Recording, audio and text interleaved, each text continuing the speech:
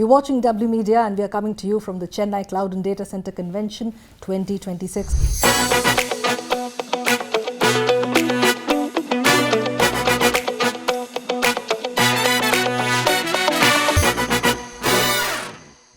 I'm Deborah Grey and joining me now is Mr. Rahul Dhar from CtrlS Datacenters. Welcome to W.Media.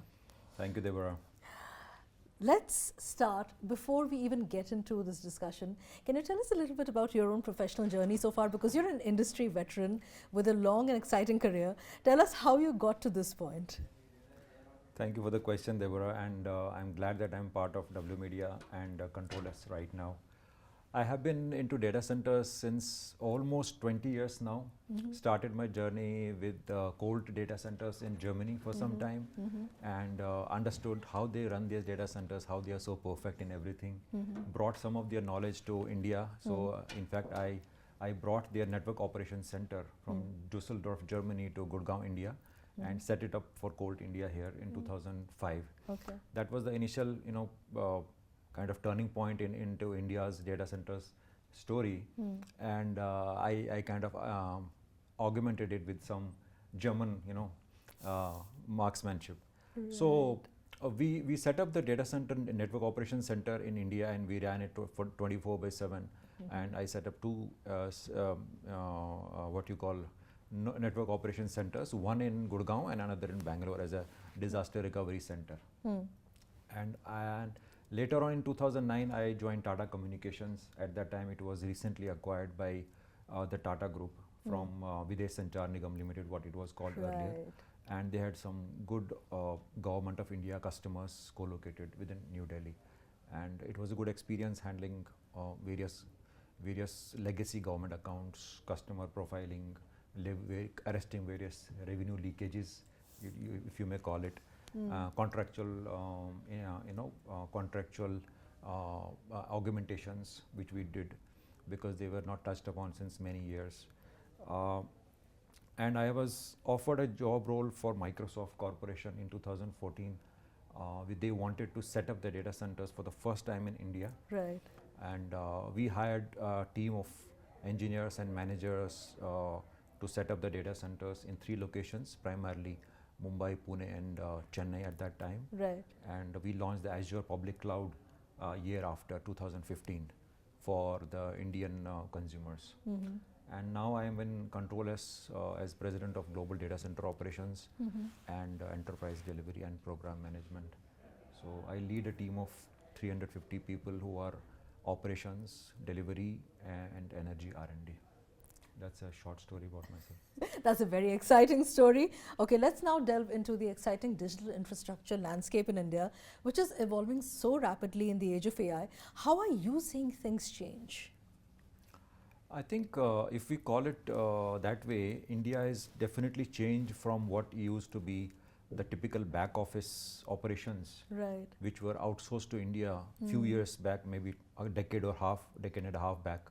Now we are a set of people who are highly specialized in operating this complex infrastructure, which we typically call as AI infrastructure. We have good skill sets, we have good English speaking people. We are not a typical, as I said, back office operations people. We have specialized in various electrical, mechanical, BMS and now recently liquid cooling technologies, and we are very advancedly learning the new skills, for example, the liquid cooling set of it. And that's how we are evolving ourselves into this new technology, or I would say sub-technology of internet that was started in early 2000s. So we grow by leaps and bounds, and that is the forte in fact any Indian company, any Indian co-location company is currently going with. We are expanding in outside of India also, and that is what is asking, or that is a kind of a magnetic pull to international customers, and in fact many hyperscalers also, to come down to India and co-locate with us. You mentioned liquid cooling. This is a very exciting new technology that is being adopted rapidly across the world, because AI data centers just can't function without them. So what kind of adoption trends are you noticing here in India, and what more can be done? So this is a very interesting question because everyone is talking about liquid cooling, Right. and very few people have actually worked on this technology.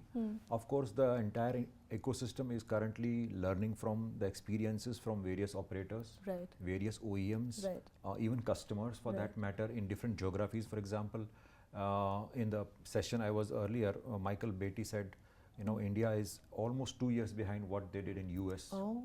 in all these technologies, Okay. because it's a growing phase and we are learning from each other, especially in the liquid cooling technology.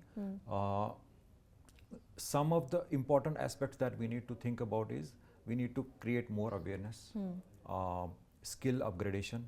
We need to train the workforce. We need to spend time, energy, money on upgrading the manpower so that this new technology can be brought into mainstream. Right. And the likes of NVIDIA and various hyperscalers can get the maximum benefit out of this infrastructure. That is the, you know, I would say the closing point on how we want to deploy liquid cooling in India. There are also wider operational challenges, hiccups, concerns as well. What are some of the innovative ways in which you are dealing with that? As I said, we need to upgrade our workforce. That is number one. Number two, there is a need to learn from our own mistakes. Right. Until we run some show, until we run some kind of facility, and then learn from our own mistakes and try to see how it can be done better, how it can be optimized. That is one way of doing it. That is the traditional way of doing it. Another way of doing it is to use AI, to use optimization, to use various optimization techniques in getting better throughput from the same infrastructure. Of course, virtualization is very common. What we are doing, as an example, Deborah, is we are using AI on our CCTV feeds. So data centers would have thousands of cameras installed everywhere. Right. And we used to have physical security guards to man the CCTV monitors and see if something inadvertent is not happening. Now we are doing a POC where the AI is doing this kind of monitoring on the CCTV feed. They are pulling out various anomalies, pulling out various setups which should not be there. Let's say somebody is tailgating on a data center door. The data center has to be open. Door has to be open with a single access card. If someone is piggybacking or tailgating with another person without access card or without authorization, that is a violation of the access and basic rules of the data center. That is being captured by AI, not by a human now onwards. That is what we are doing. Okay. We are also doing under vehicle scanning of the visitor vehicles for bomb threats or any other threats through AI only. Humans are not doing it now. So those are the kind of innovations we are bringing into place. That's very interesting. You mentioned skills development. I wanted to just delve a little bit deeper into it because, see, what the initial response of every Indian is, we have more engineers than anybody else in the world. So why is it that we in India are facing a skills gap? I think, Deborah, that's a kind of a misstatement, I would say, because skills gap is everywhere, not only in India. Okay. The fact that India has so many data center providers, hyperscaler providers, there's a lot of change of roles or change of, I would say, better opportunities. For better opportunities, people are going from one operator to other operator, right? Skills are there, but the problem is they are moving so fast. They are moving rapidly from one organization to another organization, or from one role to another role. Obviously, they are looking for better growth prospects, which is available in India right now. The situation is becoming more perennial when the new workforce is not added to this current workforce. That's what I already said. We need to focus on trainings, development. We need to set up data center labs. We need to ensure some tier 2, tier 3 cities are also picked up for example, polytechnic or diploma holders, which can do electrician, carpentry, plumbing work, which is very, very deemed in data centers. Everyone cannot be a manager or a director in a data center. Right. We need workforce who have this kind of technical skills and they can be trained. And that is what we are trying to focus on. CtrlS is doing a lot of things on a philanthropic base to train such candidates from tier 2 and tier 3 cities and bring them to the mainstream and offer them to the data center industry as a whole, not only to CtrlS. So that's what we are doing. Perfect. Now let's talk about the policy side of things. We know that many states have their own individual policies, and there's a national data center policy that is in the works. A draft was circulated some time ago. So what kind of policy support should the industry get? In an ideal world, what does it look like?